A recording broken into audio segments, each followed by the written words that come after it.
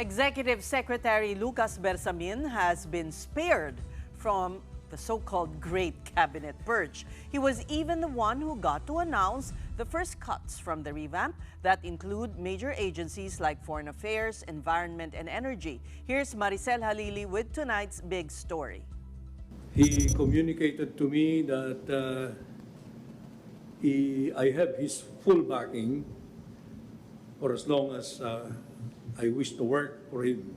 And so this was how Executive Secretary Lucas Bersamin learned he is staying in Malacanang after President Marcos refused to accept his courtesy resignation.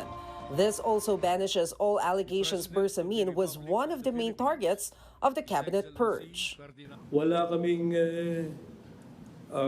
ilusyon na panghawakan ang mga kanya-kanyang pwesto at oras na gusto ng Pangulo na palitan kami o umalis kami sa pwesto, gagawin namin yon dahil para kaming mga ordinary soldier lamang, sundalo kami. Aside from Bersamin, the president also retained all 5 members of his economic team. Trade Secretary Cristina Roque, Finance Secretary Ralph Recto, NEDA Secretary Arsenio Balisacan, Budget Secretary Amenah Pangandaman, and Special Assistant for Investment and Economic Affairs Frederick Go. Because of the importance, dahil sa kahalagahan ng economic team sa buhay ng ating bansa, yan po ang unang inaksyonan ng ating Pangulo. But there are also officials who will be transferred to other agencies. One is Energy Secretary Rafael Lutilla, who will become the new Secretary of the Department of Environment and Natural Resources, replacing Antonia Yulo Loizaga. Bersamin was quick to clarify that corruption was not the reason for Loizaga's departure. Maybe there is just a perception. I don't know how fair or unfair that perception is, na mas ma-limit siya sa labas ng bansa. Yun ang recurring na pinapadating sa amin. Ngunit huwag na natin siyang husgahan. No? Whether inefficiency yan o hindi, that's not up for us to do. But the evaluation shows that it was time to have her rest muna. So nag-underperform na po? Underperform siguro. Undersecretary Sharon Garin will be the officer in charge of the DOE, while the executive is working on a replacement for Lutilla. One who definitely under-delivered, according to Bersamin, was Secretary Jose Acuzar of the Department of Human Settlements and Urban Development. Recall that Acuzar promised 1 million housing units for every year of Marcos's term to address the country's 6 million housing backlog.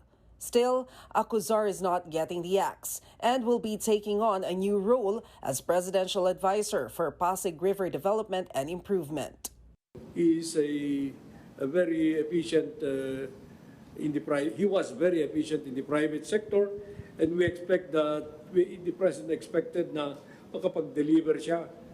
Pero I don't know if he set the standard too high for himself dahil 1 million housing a year, housing units. There may have been obstacles in his way.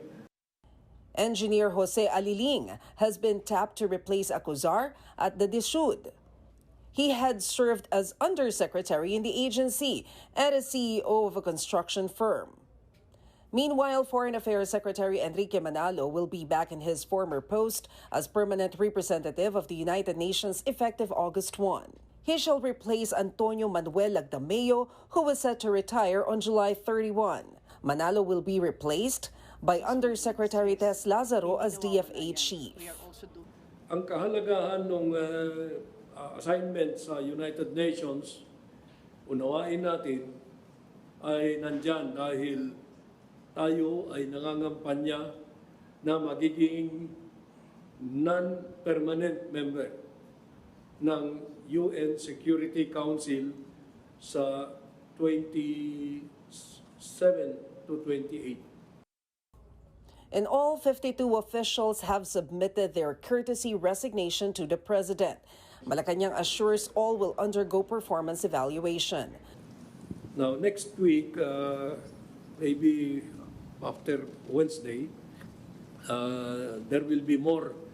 Yung mga ibang aksyon sa courtesy resignations ng ibang cabinet secretaries, in the coming days, magkakaroon ng more careful evaluation. Ang urgent kasi itong economic team. We will make the announcements as the decisions are made. There are, of course, critics of the Marcos administration's reset. Former Executive Secretary Vic Rodriguez, now an ally of the Dutertes, slammed the move as mere optics, saying his ex-boss, in fact, should be the one to go. Another staunch Duterte supporter agrees. Papunta na po ang Pilipinas sa impyerno. Maawa naman po kayo, mag-resign na kayo. Hayaan mong mamuno si Inday Sara Duterte.